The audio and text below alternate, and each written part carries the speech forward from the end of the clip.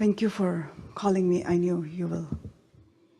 It has to be that way when you know something. When you hope it, there's scattered vibration. When you believe it, there's sometimes a little resistance. When you know something, there's no scatter in your vibration. It makes you very compelling. Yes, yes, yes. I was looking for you all my life. And finding us all your life. In other words, coming in different ways, but always coming.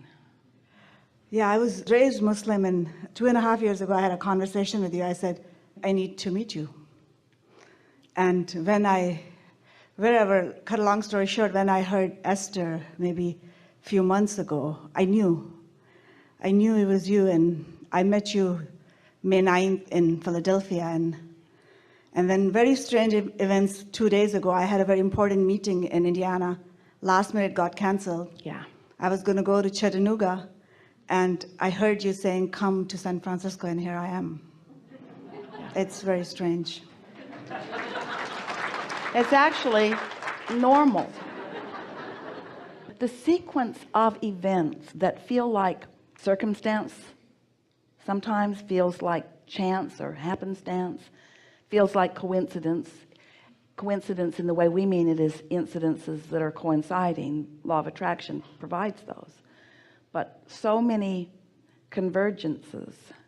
And once you get in this stream where, as you say, you know it, then life is so delicious as you watch the details of this non-physical assistance coming into place. No. We want to tell you just a brief story about that, and we will hear you fully. In Esther's new house, there are some shelves, and she is putting some book collections that she's gathered for a while.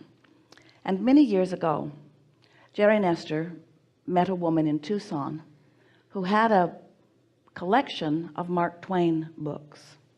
He had written far more than Huckleberry Finn and Tom Sawyer. And his books are compelling. Jerry and Esther, as they read them, could feel the Abrahamic harmony of what he was writing about. And so they were allowed, these books were very valuable and signed by Mark Twain, and so every week they brought another one home, and then the next week they would drive across town and exchange it for another one. And they made their way in 1982 and 3 and 4 and 5 through this collection of books. And Esther always said, one day I will own a collection like that. And so the other morning she woke up, and in her mind was Mark Twain, just in her mind, first thing when she woke up. So she went to the internet, made a few keystrokes, and found the full collection on eBay, pushed the button and ordered it. And then Esther and her friend went to lunch, and while they were at lunch, Esther thought about this antique store that is around the corner, where she had ordered a lamp that she hadn't picked up yet. And she thought, well, let's go and see if the lamp is ready. And she walked in, and in this collection of books that Jerry and Esther had read, the one that stood out the most was Recollections of Joan of Arc. Mark Twain had gone to France and had researched the archives and had written what Jerry and Esther believed to be a very authentic rendition of what took place. And it had been the most moving, touching thing that they'd ever read, with Joan of Arc doing the same thing that Esther is doing. The vibrational frequency felt exactly the same. It felt so family familiar. And so now Esther is in this antique store that's several floors and several rooms, and she walked in and in and in and in and stopped in front of a statue, a bronze of Joan of Arc. And she thought, oh, must have this.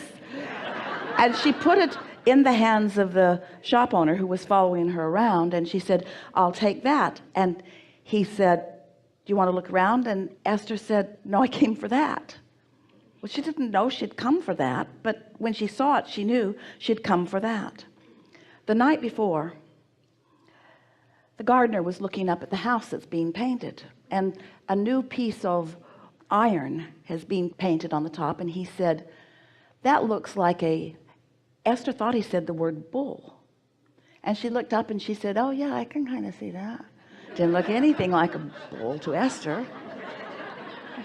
And then they went in the house and they were sitting and having some water, and he pointed at a lamp that Esther has that is an owl. Esther likes owls because they are like Solomon, the giant owl on Thackeray's Trail, from the book series that she received. And so he said the word again, bull, as he points at this, and Esther says, oh, owl, that's what you're talking about. So then they went back out. She said, yes, it is. I hadn't noticed it before, but it definitely is that. And now, standing the next day in the antique store, she is told that the man who sculpted this piece, his last name is same as the word bull, owl in Spanish. And Esther is thinking, you guys are good. In other words, it's like a never-ending treasure hunt. It's a never-ending being led to one delightful, what you want to call coincidences, but clearly are not, all day, every day. Every one of us knowing every one of you, knowing what you want and where you are in relationship to what you want. And the more open you are, then the more finely tuned these fun things can occur, so that you can begin to first understand that we are all in this together. Next, let's state it more bluntly, you are never on your own. Next, state it even more bluntly, it matters what you want, and all of us care about what you want, and all of us are helping you to get what you want. But you got to get yourself in a happy place somehow, so that you can receive the impulse. When you wake up in the thoughts in your head, do something about it. When you get a feeling to go eat there, which will remind you to go over there and look for something that wasn't ready yet, but you'll find something that you really want. You see, you're always being led to what you want, even if you are not consciously, actively aware of what it is right now, this red hot minute, because you've been putting what you want into your vortex incrementally, piece by piece by piece by piece by piece. And that vortex has been gathering, law of attraction has been assimilating, all of the cooperative components are gathered, and it's ready to burst forth in so much abundance and awareness and pleasing experiences for you. That's how this vibrational reality is turning to the things reality. That's how the idea that Esther has had for a very long time, finally she's in a place where she has a shelf where she wants those books. In other words, finally she's at a place where she wants to read them again. Finally she's at a place, in other words, all of the convergence of all of the things are happening, and the source within you knows the timing, knows the rightness, knows the place, knows where you are in relationship to it, and is constantly giving you feedback. And the more on point you are, the more on tune you are, the more receptive you are, the more in the receptive mode you are, the more consistently receptive you are, then the more delicious your life is, moment by moment by moment by moment. You then, and only then, really begin to be this extension of source energy here, living the way you've intended to live, not in struggle, but in constant satisfaction of the things that your life has helped you to identify are important to you, you see. And along with that comes this unconditioned, which is what an emotion is. It's the turning the thought to the thing before it's really a thing, turning the thought to a feeling before the feeling becomes the condition. It's that unconditioned, that emotion of worthiness that then just washes over you. You just have to feel the importance that you are to source. You just have to know if things that on the human scale of events could be that insignificant, matters that much, that source is guiding you step by step, impulse by impulse. You have to know how important you are to source. Yeah. And so Can I ask my question? yeah, All my life, I would say, it doesn't matter what faith you are, if you look at a person and you don't see God in them, check your faith. But my question is, 2 months ago, I came here for a retreat. I'm a survivor of incest. I'm a child psychiatrist, and I came here with my college friends. They're all physicians, and I'm 48 now, and I fell in love with one of my college mates, and we had this relationship. But 2 months ago, he broke up with me here. We were here for 2 days, and so that's what happened. And back and forth in last 2 days or last week what happened, the way events happen, I'm very busy and there was no chance that I could come here. So this 2 days cocoon where nobody except for a friend of mine knows that I'm here because my phone would never stop. People would be looking where I went. I'm driving my car and I'm saying I'm going to Tennessee. A truck in front of me says Tennessee, and I started paying attention. And I'm thinking it's happening, but your voice, I'm always listening. You started saying something which only me and my daughter would talk. And then you said, don't go there and your lover will come to you. A truck came by side, it says Chattanooga, Tennessee, and it goes and the number plate says doctor is out. I'm just going crazy. I go home and I say, okay, I'm not going there, I guess. And then I'm driving to my work next day and everything started saying Saturday 25th, Saturday 25th. I say, okay, I'll only go there if I clearly see somewhere San Francisco Bay Area. And my phone rings and it says San Francisco Bay Area. And a travel agent says, are you looking for business class tickets to travel to?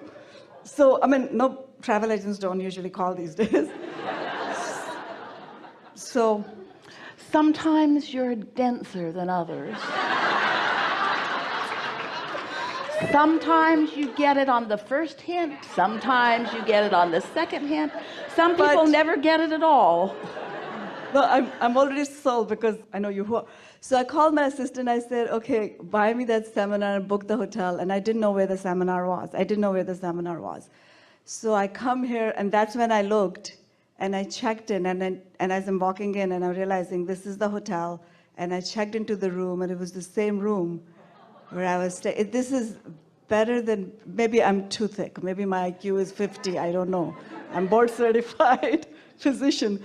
But my question is, I'm very happy. Other than, I know this person, I'm in love with him. I get everything. It's all physical and we're non-physical, and I'm fully satisfied. I come from a third world country going to, I achieved everything and I want no more, but I want everything. I get all of that. But now what is my question? Here I am, you called me. On the phone. That actually is not true. We answered you. You called us. True, I did 2.5 years ago. In other words, it's in your vortex. It's your vortex that's being satisfied, not ours. True.